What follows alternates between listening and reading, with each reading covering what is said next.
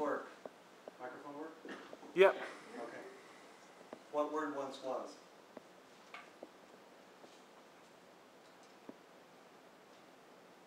Words were sounds. Words were sounds. You heard them. They were in the air. People spoke them to you.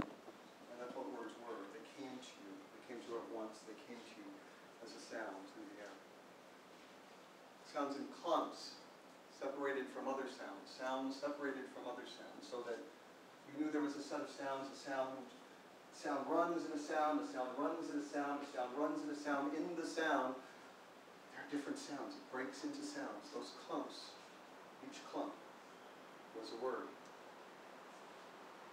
Separations, not always apparent. Little baby in a bed. All those words above its head. It's got to figure out what the words are. You can talk quickly, you can say a lot of things, you can say a lot of things very quickly, and it seems like that you're just saying a single word in a big long run, and you've got to break it down. You've got to find the word and the run of the sounds, and the sounds are coming, and the sounds are coming, and it's the sound of the wind, it's the sound of the water, it's the sound of the forest, and that's the sound. But sounds disappear with time. After time, there is no sound. What I just said, it's not here anymore. It disappeared again. Spoken words are signs in time. Thank you, St. Augustine. Live your life as a sinner, die as a saint. It's the best way to go.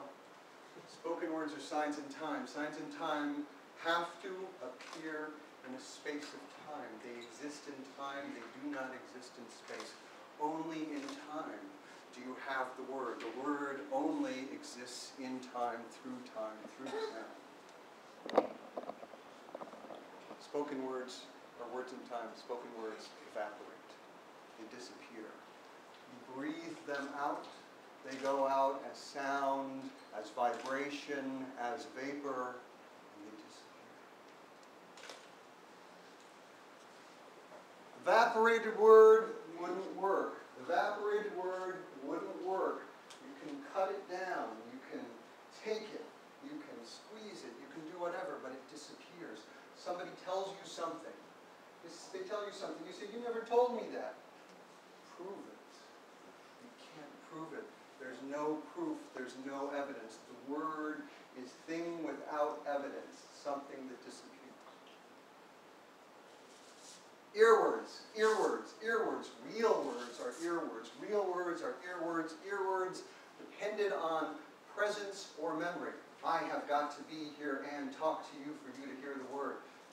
Or you have got to recall it accurately. And it is impossible. It is impossible because last night my wife asked me something and I said something back to her and she said, you didn't say anything. And Tom said, I didn't say anything. And I recall saying something, but we don't know if there was anything because we used words, and words evaporate. If earwords evaporate, a new kind of word was needed. So people, humans everywhere had to devise, had to create a new kind of word, a better word, a sign in space. Thank you again, St. Augustine. A sign in space, a sign that exists in space, not in time. It might cross over time, but it exists in space as we as bodies exist in space. A persistent word. It persists. Sound in time disappears, sound in space persists. And a word for the eye, a word for the eye, a word for the eye to see, because the eye can see it, and the eye can see it again, and the eye can prove to itself that it is there. And the ear can't really prove much. Can't prove much. Did you hear what I just heard? No. Show it to me. It's already gone. You miss it, it's gone.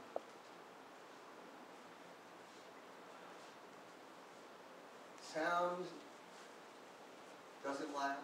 But the word on the page lasts, a word that lasted long enough to become indecipherable. So it might not be lost, but it's still lost when you come in through front door of the Thompson Library, walk over a little span of Ogham, an ancient script carved into pieces of wood. And we don't know what it means. Somebody does, but none of us in this room can read it.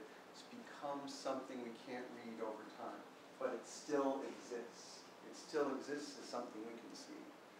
Over there, in front of the elevators, Rongo Rongo. Rongo Rongo. Nobody knows what Rongo Rongo means, except for Mikal. The only person to claim to know, the glyph breaker he called himself, essentially claims that Rongo Rongo, created on Easter Island by this isolated group of people who then were invaded by this European country who destroyed their culture, destroyed their living, destroyed everything, leaving nothing but giant heads made out of stone and a few little pieces of writing that they started making after the Europeans arrived, creating a new kind of writing. And what does the glyph breaker says this means? Over and over again, over and over again. This person will copulate with this thing. This person will copulate with this thing. There will be generation and regeneration into the future. But nobody knows what it means. I-words were once written in a block of uninterrupted text, and this would happen in Latin. Inscriptions sometimes on Latin pages, because why waste the page? Why waste the space? Materials cost something. Put them all together. You can put them all together because you've already been able to listen to a bunch of words all in one order and still be able to figure out where the individual words were in there. So why can't you do it with your eye? You will do it with your eye until we get lazy. The sense of where a word is has to be learned in context, maybe in the bed. All those words floating over your head. You've got to learn it in context. You've got to learn it through repetition, repetition, repetition. Because words are a mass of sounds and shapes. That's all it is. Masses, masses coming at you again. And the trick of reading is to read the ear word out of the eye word, to figure out where the sound is in those shapes. Where is the sound in those shapes? It's in your body.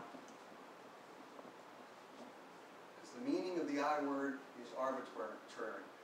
The Y doesn't mean the sound Y. We just decide it means the sound Y. There's nothing Y-y about that. There's nothing Y about it. Nothing at all. The meaning of the ear word is arbitrary. Words are arbitrary. They only mean something because we decided to make them mean something, otherwise they mean nothing at all. The trick of the visual poet is that the I word might be silent, but there might not be any ear word to go with it. That we might have given away the word. That we have given away the word and we've decided we are going to live only with the vision in front of us. The trick of the sound poet is that the ear word might only be an echo. It might be nothing but an echo.